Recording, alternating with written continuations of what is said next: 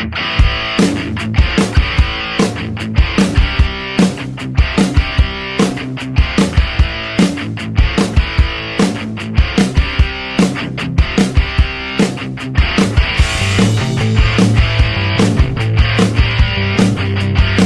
up mga brother? Back in December 2020, nag-feature tayo ng isang bagong release na motor at talaga namang binansagan siya na Maxi Scoot Killer.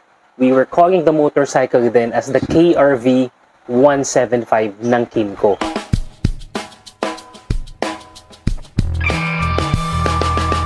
Ano na nga bang balita sa motor na to? Marami kasi nag-aabang dito. Actually, pati ako. Nag-aabang ako dito sa motor na to. So, yan ang pag-uusapan natin ngayon. Pero bago ang lahat, ako si Juan ng Motor ni Juan and welcome back sa channel natin. If bago ka pa lang at gusto mong makareceive ng lahat ng mga updates pagdating sa mga motorcycle reviews, news and tips mga brother, subscribe ka na dito, hit that notification bell, pindutin mo yung all, and sundan mo na rin and follow all of our other social media pages katulad ng TikTok, Facebook at saka Instagram. At kung interesado ka naman mga brother bumili ng helmet, kagaya na nakikita nyo sa likod ko, marami pa ako sa gilid niyan, visit and please follow Juan Motobox. Again, that's Juan Motobox para magkaroon ka ng helmet ng sarili mo. At kung gusto mo namang gawing negosyo ang pagbebenta ng helmet, mag-message ka lang sa amin mga brother. Pag-usapan natin yan. Balik tayo dito kay KRV 175. Actually, now it's being called as the KRV 180. So, pag-usapan na ulit natin yan.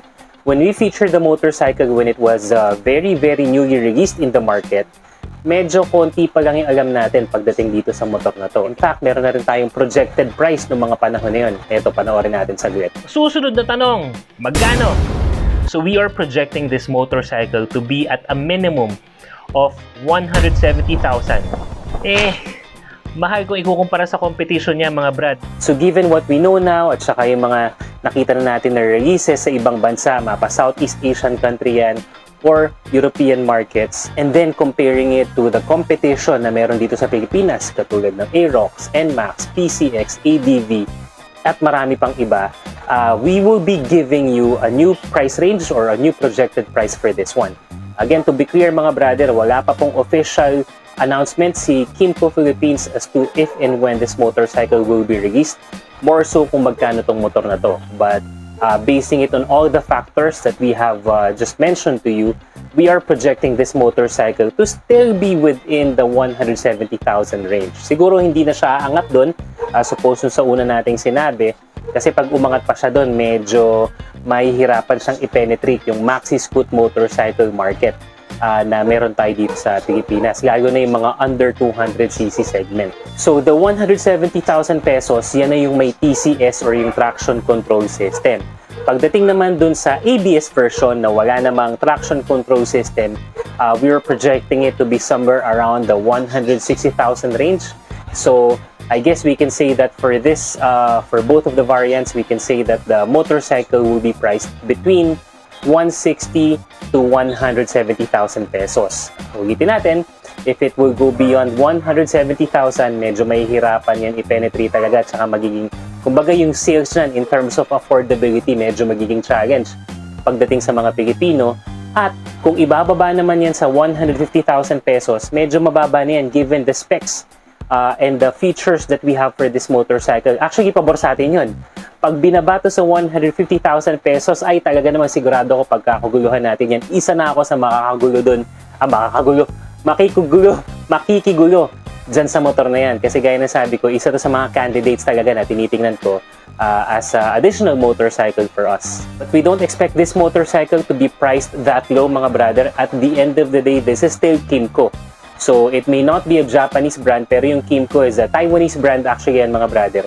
Pero kilala na yan na motorcycle manufacturer sa maraming Southeast Asian countries, even sa European markets. Kumbaga, mas sikat to sa mga European markets, mga brade. So, Kymco is not cheap. Kymco is not China. Kasi ang isipin ng iba kapag hindi yung big three na Japanese manufacturer, China na eh, you know. So, just to inform you guys, at saka yung mga hindi masyadong alam tungkol sa Kymco, hindi siya China, but it's a Taiwan-based motorcycle manufacturer. So that's why we don't expect the KRV 180 to be really cheap pagdating dito sa Pilipinas. So ilang buwan nang nakakalipas simula nung pinag-usapan natin yan, again, back in December 2020. Ano na nga bang balita dyan? Nasaan na nga ba si KRV 180, mga brother? So last month, June of 2021, Kymco just unveiled the KRV 180 sa Beijing Motor Show in China. So it was already made available in China. Medyo malapit-lapit na siya sa atin. Baka tumawid pa ng dagat yan eh. When we initially talked about this motorcycle, pinroject natin yan na maglalabas yan around third quarter of this year, 2021. So given that Kymco just released their new lineup of scooters and motorcycles back in December 2020, anong petsa na ngayon? Today is already July of 2021, so nakakapitong buwan na. Gaya ng nabanggit natin nung nakaraan sa sales ng mga automotive and motorcycle, usually you want to get a head start or kumbaga papabuluhin mo yung product launch mo ng about 6 to 8 months for you to be able to maximize the sales that you can get out of those specific products. So ito, magwawalong buwan na yan next month at ang ikasyam na buwan yan is September. So we are still within dun sa projection natin na possibly third quarter of 2021 i-release itong KRV 180, which falls right around ito, July to September. CB din yan, maaari pa yung ma-move ng October of 2021 if in case Kymco will be releasing that model. Again mga brad, wala pang official si Kymco about it. We are just projecting these dates and the facts and the factors based on the previous analysis that we have done. Isa pa, maganda ang market ng mga under 200cc scooter segment dito sa Pilipinas at alam na rin ng Kymco na marami talaga nag-aabang nito. So it would make sense for them to release it in the Philippines, especially if the price would be reasonable. Talagang bebenta at bebenta tong motor na to. Pagdating naman sa looks, sa features, sa function ng motor na to, kung hindi nyo pa napapanood yung previous video natin mga brother, check it out. But just to give you a glimpse o kaya yung highlights ng motor na to, eto, panoorin ulit natin to para mas malaman natin yung mga pwede nating asahan pagdating kay KRV 180. Mas malaking makina na to as it is powered by 175.1cc engine displacement, overhead camshaft, 4-stroke, 4-valve, single-cylinder, liquid-cooled, and FI engine na rin. It produces 16.7 PS and 15.68 Nm worth of torque. Para dun sa mga hindi technical, for reference, ang NMAX ay nagpo-produce ng 15.5 PS and 13.4 Nm of torque. So pagdating sa power at torque, lamang na rin talaga itong motor na to. This is the first compact scooter na merong independent swing arm na kadalasan sa mga flagship at bigger or higher displacement lang natin ay kita.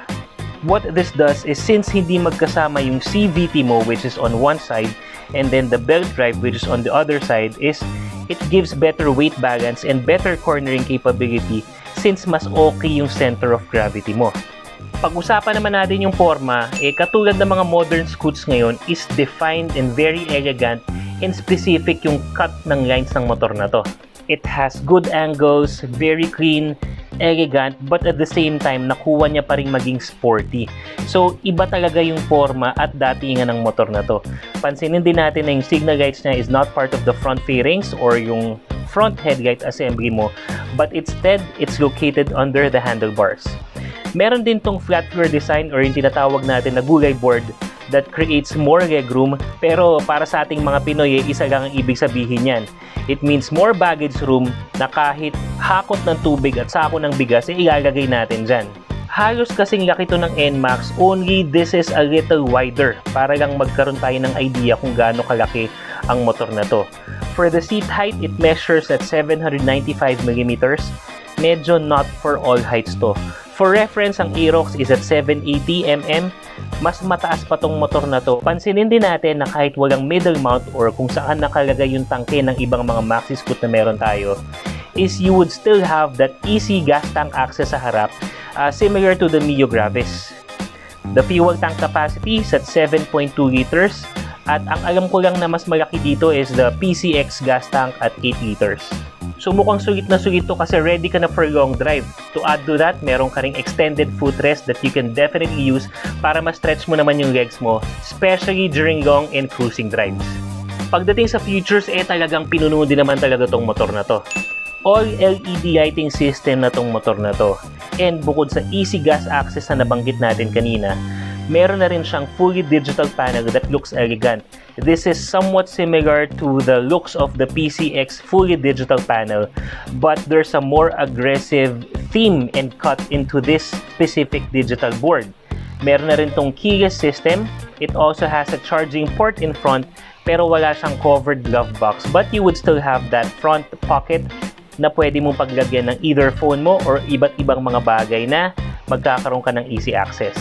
Meron na rin tong integrated passing switch, and meron na rin tong spacious under-seat storage na talaga namang kasyang-kasya ang full-face helmet. What will set this scooter apart is the traction control system. What it does is that it computes and senses if the rear wheel spins too much, yung medyo out of control na yung pag-ikot niya. Then it will reduce or cut off yung power that could possibly lead to an accident. It will continuously measure the traction level at i-adjust na ito para swabe yung control mo sa throttle. Usually, yung ganyang feature is nasa mga bigger displacement bikes, so cool na merong ganyan sa sub 200cc segment. For the brakes, you'll have disc brakes in front and rear. Ang maganda nito, ABS channel na parehas. You will also have telescopic front suspension in front and unit swing arm naman sa likod that added better balance and comfortability. Ang tires niya mga brother, it's at 110/70 by 13 in front and 130/70 by 13 sa likod. Decent wide tires provides better stability and control lalo na sa mga biglaang lubak and uneven roads. Ano mga brad, ganda ba? Sigurado ako mga brother, i-update ko kayo tungkol sa motor na to, kaya dapat naka-follow kayo sa lahat ng social media channels natin. Obviously, itong YouTube natin, we have Instagram, we have Facebook, we have TikTok, para siguradong lahat ng mga updates, reviews, and tips talaga makukuha nyo, kasama na yung balita natin and update kay KRV 180. At syempre, bago natin tapusin itong video na to, shoutout muna tayo sa mga brother natin dyan. JP Talks, si Jan Tautulia, ayan, shoutout sa'yo brother.